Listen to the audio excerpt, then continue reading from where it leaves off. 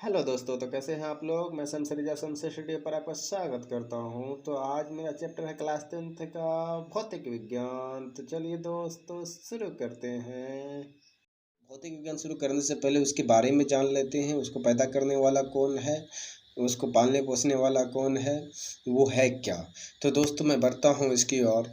Who is the father of physics. दोस्तों मेरा question है, who is the father of physics. तो मैं बता दूं दोस्तों, इसके एक फादर नहीं है। इसके एक फादर नहीं है।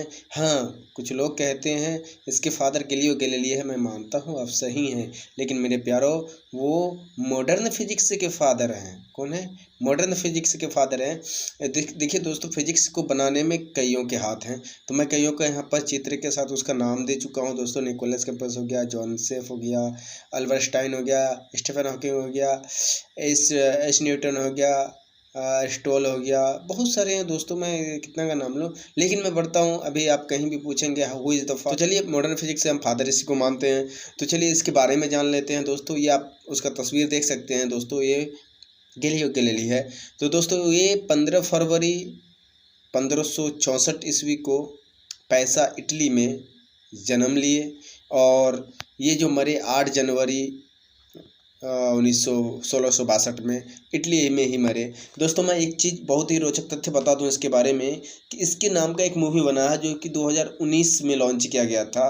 उस मूवी का नाम था structure of the universe. Structure of the universe. इसको आप लोग एक बार ज़रूर देखेंगे और फिजिक्स के बारे में जानने को मिलेगा कि आखिर कहता क्या है ये। दोस्तों इसके फादर का नाम था, किसके फादर का? गैलीलियो गैलीली के फादर का नाम था विसोंजी गैलीली। विसोंजी गैलीली। ये दोस्तों मैं बता दूं, विसोंजी गैलीली जो थे, विंसोजी गैलीली, ये जो थे दोस्तों बहुत ही जाने माने गीतकार थे। क्या थे दोस्तों? गीतकार थे, और इन्होंने अपना कई सारा गीत दिया है। ठीक है दोस्तों। तो मैं बता दूं दोस्तों कि अच्छा, अब आता है कि गैलीलियो गैलीली जो हैं वो कौन है, क्या करते थे।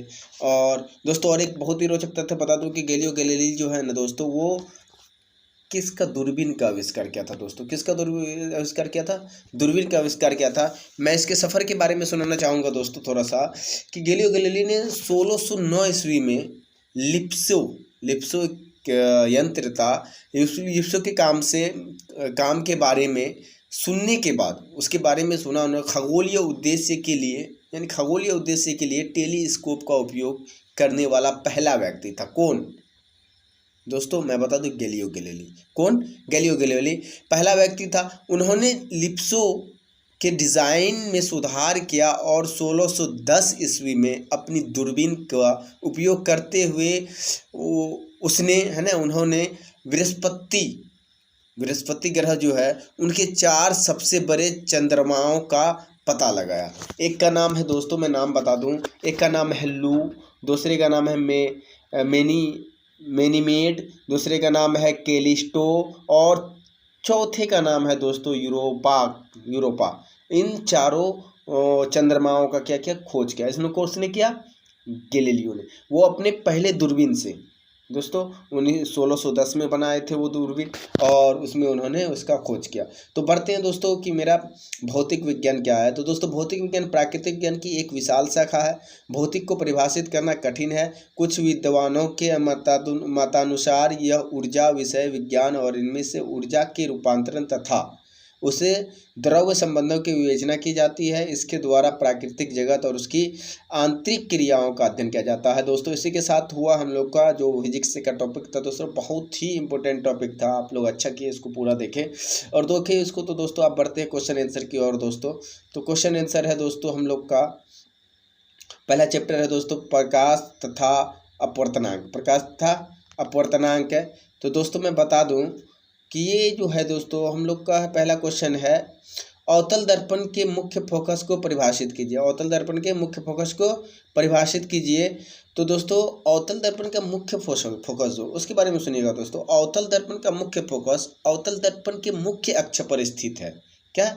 वह बिंदु जहाँ पर मुख्य अक्ष के समांतर किरणों के परिवर्तित होने के पश्चात मिलती है, अवतल दर्पण का मुख्य फोकस कहलाता है दोस्तों। याद रहे दोस्तों, भूलना नहीं है इसको दोस्तों।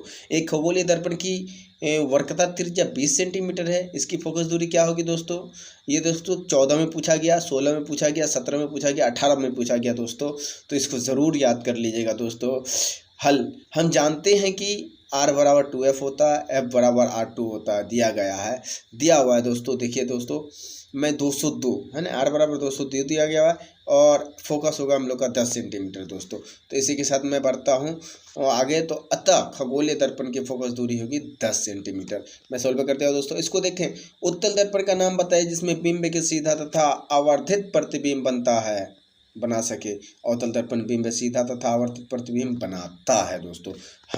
हम वाहनों में उत्तल दर्पण के पश्चात दृश्य दर्पण के रूप में वरीत्य क्यों कहते हैं दोस्तों? यहाँ क्वेश्चन आ जाता है, हम ऐसे भी अपनी भाषा में बोल सकते हैं, हम वाहनों में उत्तल दर्पण का प्रयोग क्यों करते हैं? तो देखो, हम उत्तल दर्पण का प्रयोग इसलिए करते हैं वाहनों में कि पंच दृश्य दर्पण के रूप में वर्त्य देता है। ये क्या देता है? वर्त्य देता है, क्योंकि यह वस्तुओं को दूर स्थित भी सीधा, पूर्ण तथा छोटा प्रतिबिंब बनाता है दोस्तों।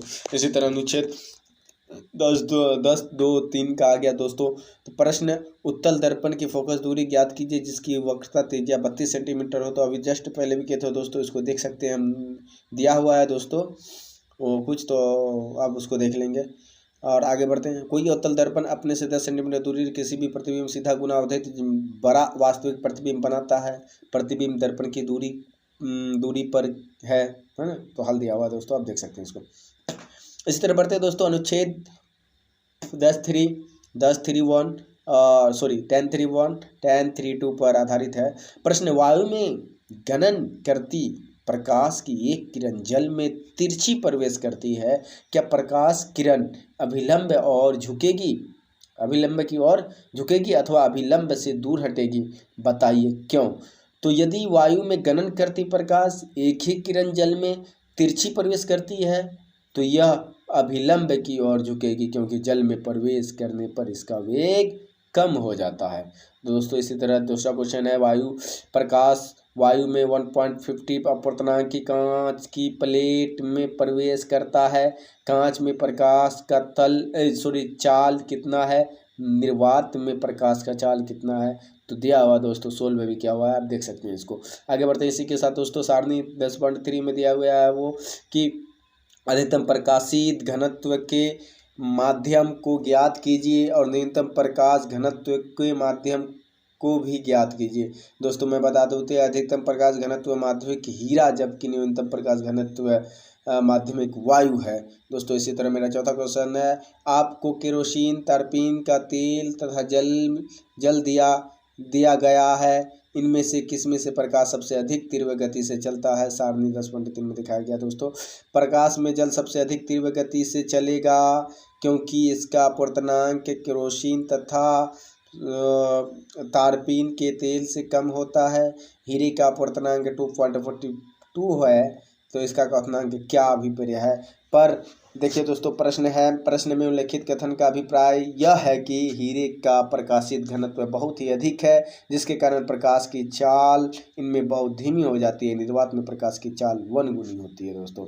इसी तरह हम लोग कहा गया, तो किसी लेंस का एक डायप्टर क्षमता को परिभाषित कीजिए। जब किसी लेंस की एक फोकस दूरी 1 मीटर होती है तो उसकी क्षमता डायप्टर भी 1 ही होती है दोस्तों।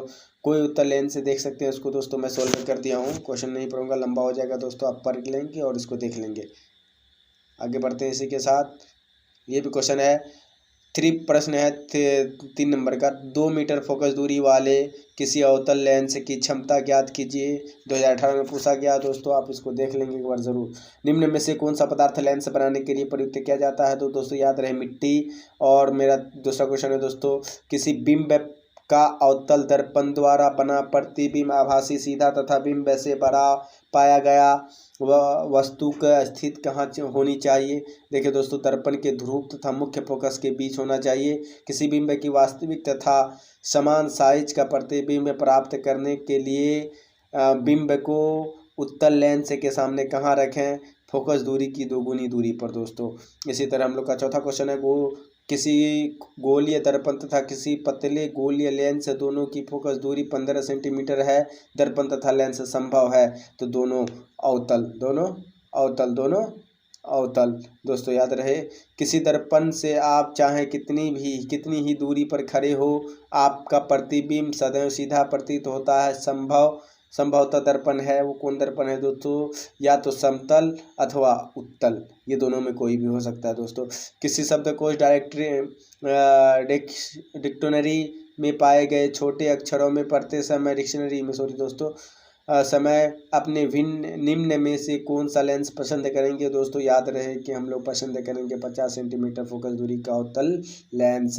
इसी तरह हम लोग का 7वां क्वेश्चन है दोस्तों, इसको देख लीजिएगा आप लोग, सोल्व क्या हुआ दोस्तों। ये रहा आपका 7वां क्वेश्चन दोस्तों, और ये 8वां क्वेश्चन दोस्तों इसी के साथ हम लोग का समाप्त होने जा रहा है। और ये 8वां क्वेश्चन आप देख लेंगे दोस्तों इसको, और ये मेरा 9वां क्वेश्चन दोस्तों इसी के साथ हुआ। अगला क्वेश्चन देख लीजिए दोस्तों, बस थोड़ा सा रह गया दोस्तों, और देख लें, आप लोग देख लें, नोट कर लें अपनी कॉपी में। चलें, बहुत अच्छा मेरे प्यारो, बहुत अच्छा।